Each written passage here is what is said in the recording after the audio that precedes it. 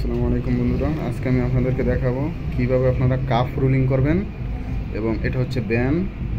ঠিক আছে, কিভাবে আপনারা ব্যান রুলিং করবেন। গার্মেন্টসে কাফ রুলিং এবং ব্যান রুলিং এর অপারেটর অ্যাভেলেবেল লাগে। সো আপনাদেরকে আমি দেখাবো কাফ রুলিং কীভাবে করে। যে এটা হচ্ছে কাফ আর এটা হচ্ছে ব্যান। সো এটাকে কিভাবে রুলিং করবেন, এটা হচ্ছে একটা প্রসেস, আমি আপনাদেরকে দেখিয়ে দিতেছি।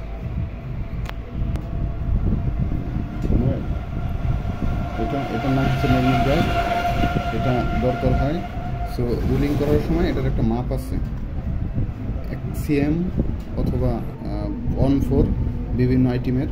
সো এটা দিয়ে আপনি 1 সিএম অনুপাতে বসাইবেন।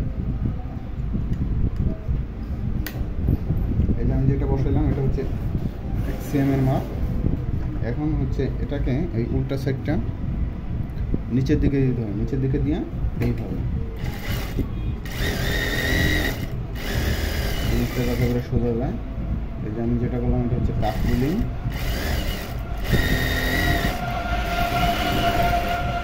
এখন যেটা করবো এটা হচ্ছে ব্যান রুলিং। এটাকে ব্যান রুলিং বলা হয়। এটা সেম টপ সাইড উপরে থাকবে। এবার টপ সাইড উপরে দিয়ে 1 সিএম বরাবর আমরা কাজটা করে নেব। এইভাবে ধরবো, ধরার নিয়ম হচ্ছে এটা।